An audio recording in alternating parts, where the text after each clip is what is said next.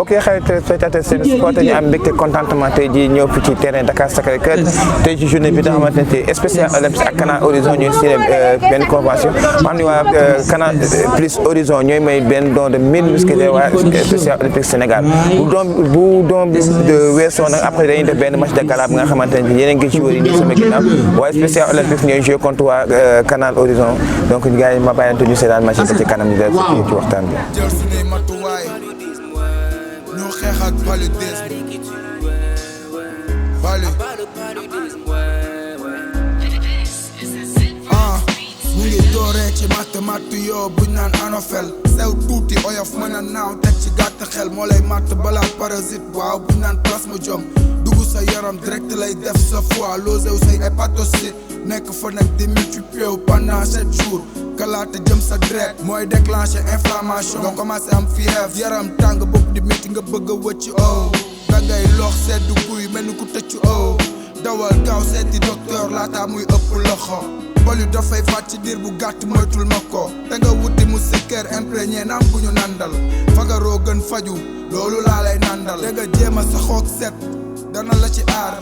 sa bopp aar sa jegeñaale aar sa dëkkuwaay taxaw temm xeex ak polu nañ ko dëkkuwaay. Luttons contre le paludisme, ouais. C'est une maladie qui tue, ouais. Abat le paludisme, ouais. Avec une moustiquaire imprégnée. Luttons contre le paludisme, ouais. C'est une maladie qui tue, ouais.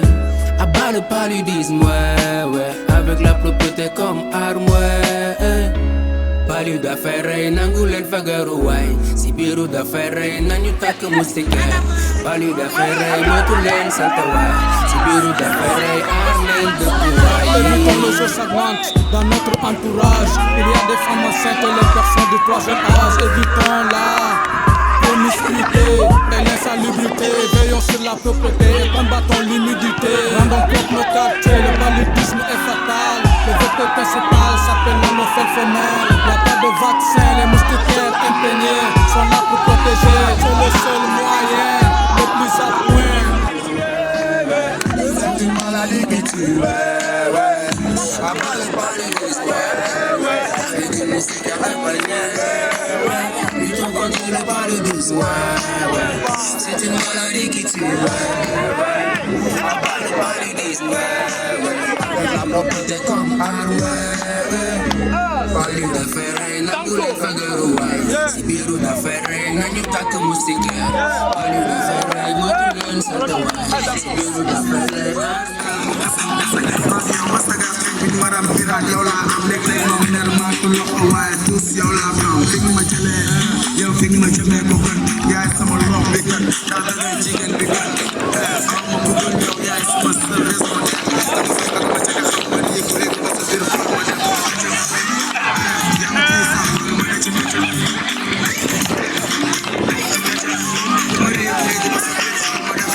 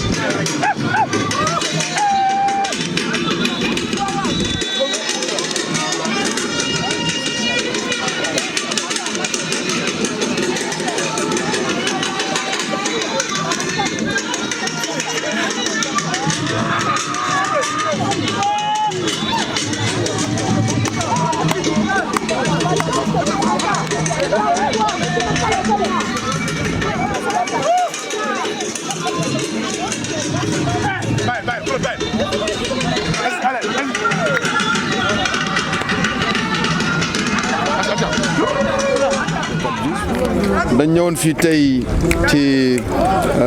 cérémonie boo xam ne dañ koy rafetlu parce que Canal Plus moo amoon ay sànke yu mu doon may waa spécial olympique nekk kuréel boo xam ne ay handicapé ñoo ci nekk di ko rafetlu di rafetal seen taxawaay ak waa Speak Up Africa parce que lii nga xam ne waa Canal def nañ ko tey dafa am lu muy firndeel ci li nga xam ne ñun ak waa Speak Up commencé woon nañ ko depuis 2014 mooy zéro palu je m'engage novembre bi nga xam ne moom lañ génn ba le passé lancé nañ li nga xam ne li ñuy wax zéro palu les entreprises s'engagent tey Canal Plus daf ko wane ci ay jëf jël ay sànke jox ko ñi nga xam ne ñooy spécial olympique nga xam ne seen kuréel ay handicapé la regroupé ba tax na donc loolu day wane encore seen engagement ci lii nga xam ne moo xeex sibiru d'autant plus que ñoom ci seen biir am na ñoo xam ne sibiru daf leen cee jotoon a faat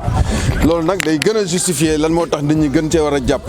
may profiter tey ci occasion bi pour def le point sur la lutte contre le paludisme ci xeex sibiru fan lañ ci toll en 2020 mun naa ne plus de 400 000 cas dañu amoon ci wàllu sibiru yi avec plus de 400 décès yi nga xam ne recensé nañ ko tey boo jëlee lépp xayma ko gis nañ ne waa dëkk yi nga xam ne mooy Tambacounda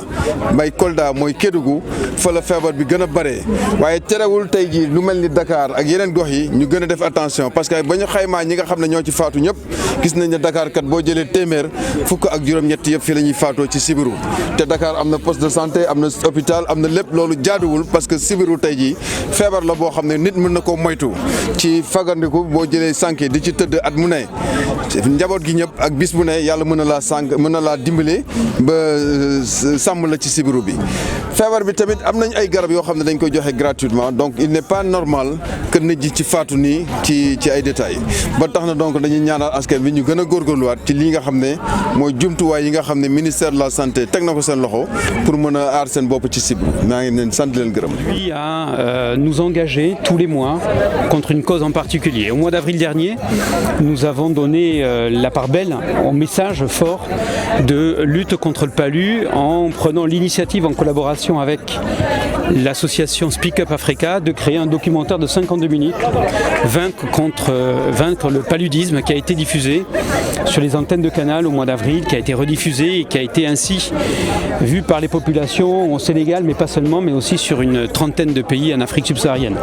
C'était donc naturellement qu'après ce documentaire, nous engagions un certain nombre d'actions sur le terrain et cette action a été programmée déjà depuis longue date. La Covid ne nous a pas permis de l'engager au mois d'avril comme nous l'aurions souhaité, mais pour nous, ce don de 1000 moustiquaires auprès de Special Olympics était pour nous le complément de toutes ces actions, de ces actions sur l'antenne, de ces actions à travers cette prévention et ce documentaire, que de pouvoir permettre d'apporter notre petite pierre à l'édifice de ce combat auprès de Special Olympics qui porte des valeurs que nous partageons grandement puisqu'on parle de sport, on parle de santé publique, on parle de jeunes qui ont un handicap qu'il faut aussi défendre à travers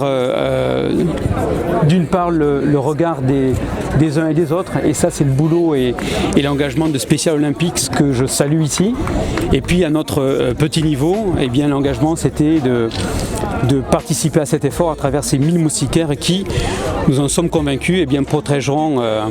quelques centaines d'athlètes ainsi que leurs familles. Alors pour nous c'est extrêmement important de pouvoir mener cette lutte contre le paludisme avec des organismes comme Speak Up Africa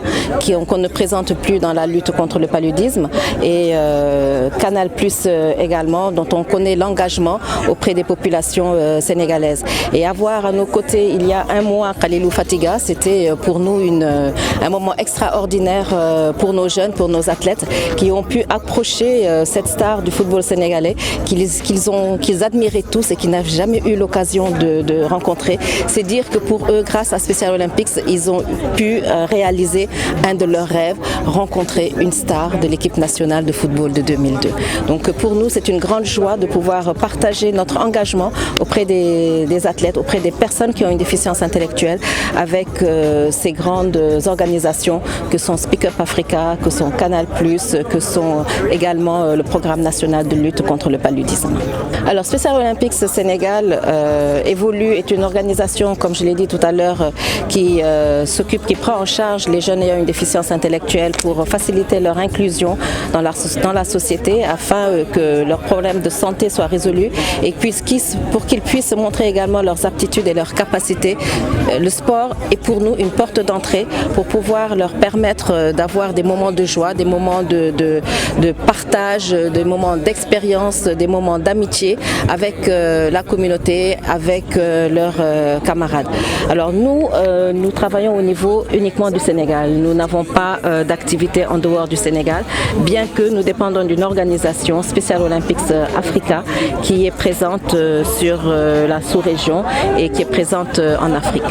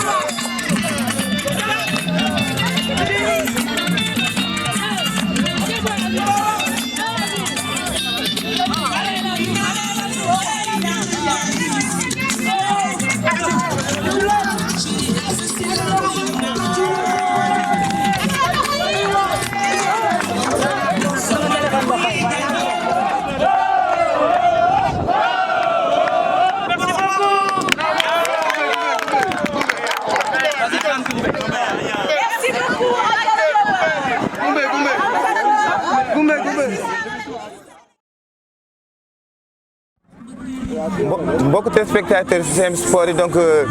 comme ni leen ko waxee c'est un match bi de match de gala bi amoon après du don de musique bi Canal Horizon offert waa Special Olympics donc match bi nag ni mu mujjee waa Special Olympics ñoo de 4-2 ci waa Sport Africa donc ñu leen jox dig très bientôt ci beneen numéro encore ak parcours des champions bu ñu leen neex ngeen tuddee ko donc ñu leen waxoon fu nekk la ñuy dem ñëpp la ñuy seet kon tey ñu woon ak Special Olympics fii ci Dakar Sacré-Cœur donc ñu leen jox dig bientôt ci beneen numéro jërëjëf ba beneen yoon.